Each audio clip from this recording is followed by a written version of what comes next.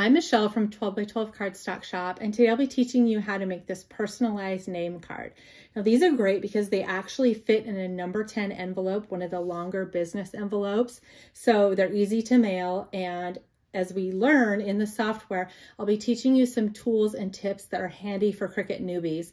I think that's one of the best ways to learn is by jumping right in and using a tool, because as you see it work on a project you're working on, it helps you remember what it does and why it's important. So let's jump right in and make this card. All right, so the first thing we want to do is get our name on the screen. So we're going to go ahead and click text over here and type in the name. Now I like to do all capital letters. I think it just looks cleaner, but you could do really whatever you want. And then you're going to choose a font. Now, if you go with Cricut fonts, you can pay for those, but if you choose System up here, you'll be able to see the fonts that are already on your computer. My favorite is actually Arial Black because it's just a nice thick font and it looks really good, like chunky letters cut out. If you're doing a longer name, like let's say Marcella or something really long, you might want to pick a font that has like skinnier letters. I'm trying to see if I can find a good example. Like this one, it's more, the letters are more condensed. So you'll kind of need to choose your font just based on how many letters you're doing. Because remember, we need to keep this within the sizes for a number 10 envelope. Number 10 envelopes are 4 1/8 by 9 1/2. A typical slimline card is 3 1/2 by 8 1/2 size. So we want to kind of keep our entire design within those parameters so it will fit in the envelope. All right, so now we've got our letters on the screen and you can see how there's a little bit, I feel like there's a little bit extra space here between the N and the E and some of the other letters. So I want to kind of squeeze them a little tighter. So if I select the text and go up here to letter spacing, you can see that it looks like this. I can actually make these a little bit tighter together. Okay, so I think that looks just a little bit better. If you remember from the card, there's another layer that was in the silver foil that just is an offset layer. So to create that, I'm going to go ahead and select my letters and go up here to offset. And then here I can choose if I want rounded corners or like exact 90-degree angles. So this is what, if you look at the blue line, this is going to show you what those look like. You can choose whatever your preference is. I like the rounded corners, so I'm going to choose that. And then you can drag this and it will get bigger or smaller. So I like to, let me move this out of the way actually. Let's start over there. I like to make my bubbly letters just enough. So if you watch around my letters, the blue lines, now see between the N and the E how those actually aren't connected. If I cut those out just like this, it's going to be two separate pieces for the backing. And so I want it to be one continuous piece. So I like to just kind of drag this until I see those pieces meld together. So did you see that? They went from like two pieces to one piece. So that looks good to me. I'm going to go ahead and hit apply. And then now I have an offset layer. Okay, now I'm going to do the exact same thing to make another offset layer. And this will be what turns into the base of my card. So again, I'm going to select it, go up here to offset. Now keep in mind, I'm just selecting the outer layer. I'm not selecting the inner, just that very outer layer. So I started with the letters, I created an offset layer, and now I'm going to use that offset layer to create another layer. So again, I go up here and I'm going to I want it to be just a little bigger because it is going to be a base of a card. So I'm going to go ahead and hit apply there. Okay, now remember, we need to keep this within the parameters of the envelope. So I'm going to drag it up here into the corner just so I can check my sizing. Okay, so a number 10 envelope is 4 1/8 by 9.5. So this is a little too big. So I'm just going to use the corner here to drag the whole thing. I think I'm going to keep it like 9. So now my finished card is going to be 9 by 2.5-ish. So that will fit perfectly in an envelope. That sounds good. Moving all along. Okay. So now this piece right here is going to be the base of the card, but we need to create the back part of the card. So I'm going to select that And I'm going to come over here and hit duplicate, and that's going to create an identical layer that looks exactly like it. Now I'm going to select that and I'm going to flip it. I need this to be, if you think of how a card lines up, these need to be facing the right way and touching so that when the card is folded in half, everything lines up. So I'm going to select this new layer I created and I'm going to hit flip vertical. So you can see it's like an exact mirror of this other piece. Okay, I'm going to move these off right now. Whoops, I selected the wrong ones there. I'm going to move these out of the way for now. Okay, so now I'm going to take this piece and this piece. I'm going to select both, and the way you do that is you select one of them, you hit shift, and you select the other one.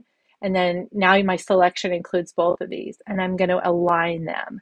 So right here is the align tool. I'm going to center horizontally. So now I know that they're exactly lined up left to right horizontally. But now I need to get these closer together so that I can weld them into one card that will have a score line down the middle. So I'm going to just use my arrow key to move this down until I feel like it's just barely touching. I want it like just a hair over separated. So if you can like find the point where they're not joined, which is right there, and then do about 2 tabs down on your arrow key, that should be just perfect. Okay. So now I've got these lined up, but if I cut these right now, I'm actually still going to be cutting 2 pieces. I need to weld them together. So again, I'm going to select both by selecting one of them, hitting shift and selecting the other one. And I'm going to come down here to combine. Now there's quite a few options for combine. I want these to unite. So I want it to be one piece. Okay, so you can see now where I had the line that these were 2 pieces. Now they're just one piece. So now is the point where you can kind of personal preference. If you leave this just like it is, when it cuts and folds, you're going to have these cutout spaces here. I actually don't like that. You can leave it just like that and it'll be just fine. It looks cool, but I like to have it one solid piece. And that's mostly just so that I can write on the inside without running into like spacing issues.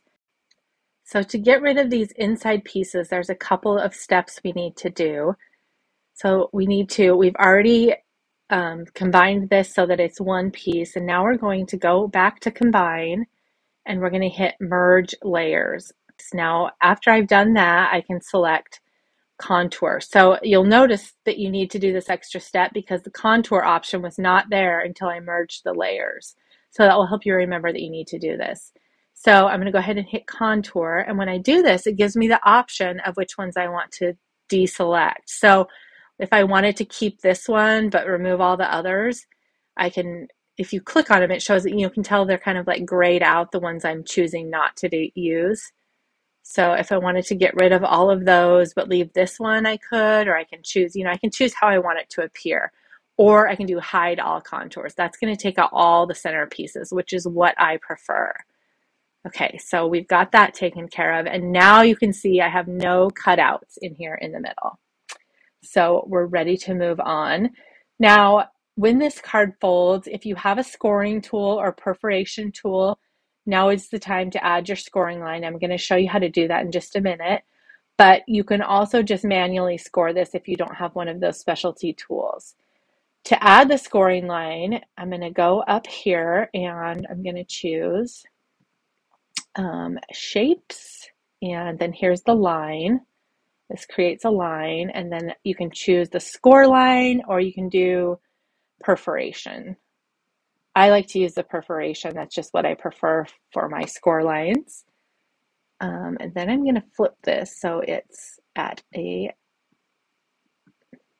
90-degree angle. Whoops. I think I got. I'm going to stretch this first while we're here. So I need to stretch this so that it's long enough to cover both edges.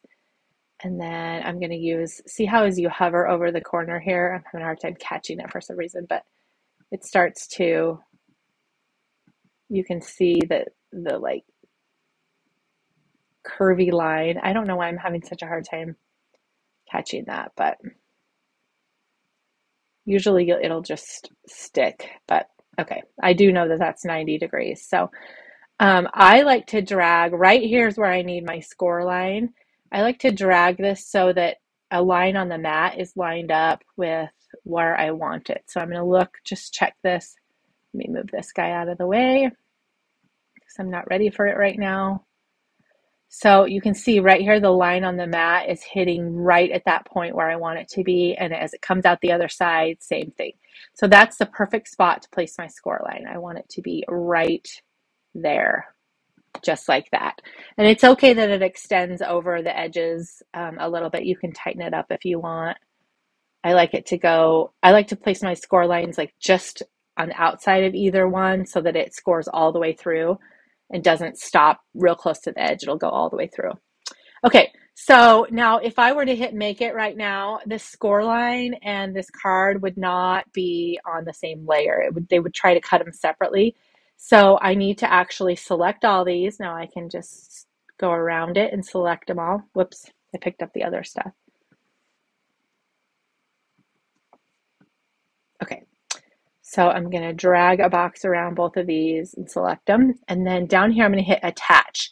So this attach tells the machine that anything that I've attached, I want them to cut together. So if I have layers that I want to cut on the same piece of paper, layered exactly like it is on the screen, that's how I tell Cricut that's what I want to do. Okay, so that's the base of our card. That's ready to go. Now we need to do just a bit of work on these layers. So I want to cut each of these letters out of a different color. Right now, these are saved as just one giant piece. So it automatically will group them. And that just means that if I move one, I move all of them. So I'm going to head up right here to this panel right here, and I'm going to click this. If you hover over this, you'll see it says ungroup, and that's what I want to do. I want these letters to be separate. So now I can move individual letters without moving the whole bunch. And that also allows me to change the color on these. So I'm just going to pick some random colors. I want each letter to be a different color. And this is a good time to like plan out which papers you're going to use. If you've got your papers ready, you can line up the colors with the paper colors so that you know what you're doing. But I'm just moving along to kind of get it done. So this is our file and we are ready to cut now. I'm going to cut this piece, this base piece out of white cardstock. I'm going to cut the first offset layer out of silver foil, and then I'm going to cut each of these letters out of a different glitter paper. So I'll just hit make it and I'm ready to cut. And you'll see now, if I go to this piece, you can see that my score line is indeed in the right spot on my card base.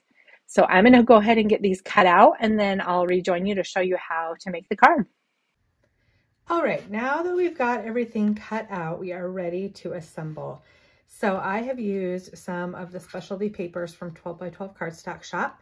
This is a brushed silver foil, so you can see how it is shiny, but has a little bit of texture to it. And then I chose some of our neon glitters. This card is going to be so cute and vibrant when it's done. And then we have the main card base. So again, it's sized so it will fit in a number 10 envelope when it's folded in half here. And we're ready to just start assembling. So the first trick is to get my letters lined up on here. And I like dimensions, so I prefer to use foam tape to mount these onto the backing, just because it gives it kind of a pop, and I think the dimension looks really cool. So we do sell these foam strips in the shop. They're Barely Arts cubbies is what they're called, and they're just little strips of foam. They come in a couple different widths and depths, so you can kind of customize it to however you'd like for your project.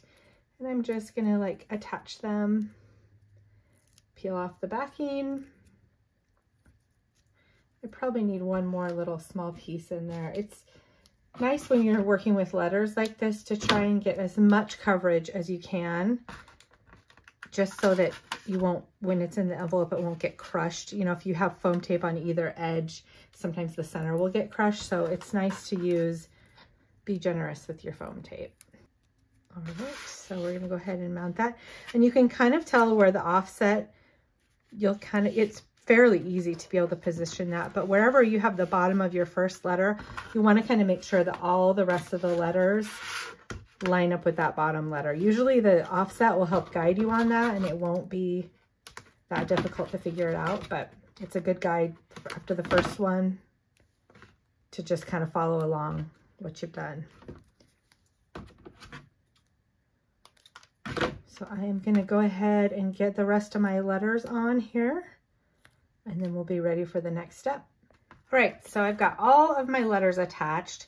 Now, another thing I really like about the foam tape as opposed to glue, this is my favorite glue, the Bearly Arts glue, is that the foil paper is pretty unforgiving if you get glue smudges. So if you're working with a specialty paper like foil, the foam is so nice, because sometimes I tend to glue like a kindergartner, and that doesn't really work out on the foil paper. You can totally see it and you can't really wipe it off. So I love foam for that. And then also I like to use the strips on projects like this, because if you can see how nice and neat that looks when you turn this to the side, you can see the foam, but you see the strips, as opposed to like a bunch of little dots would be a lot more noticeable. So I just think the strips look cleaner and nicer, because, you know, as people are turning it, they may see those side and the top parts, and it just looks nice and clean. So we are now ready to adhere this to the card base. And see what I said about kindergarten gluing? My glue just decided to do a little spillover on me. So I'm going to get that nice and adhered. And then I'm going to carefully attach this, placing it where I want it.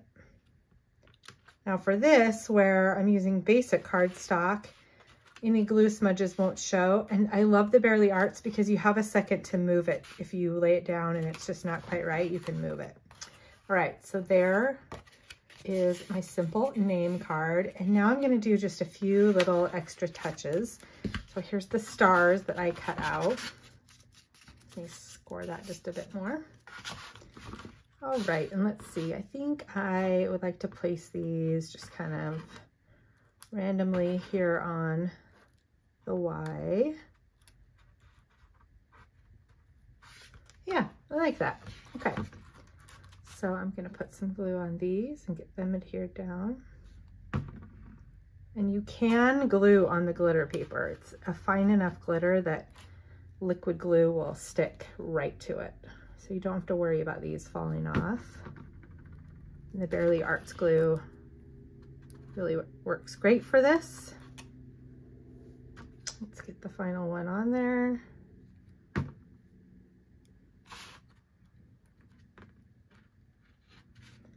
All right, super cute. And then I found this little sentiment in my stash that just says "Choose to Shine." And I thought it was so cute because of the stars and the neon glitter paper. So I wanted to see if I could find a good place to put this. Maybe like that. I don't want to really cover up her name. Maybe I do this. This is real live figuring it out on camera here. Okay, I like that actually. So I'm going to put that there. Just place a little glue on either end.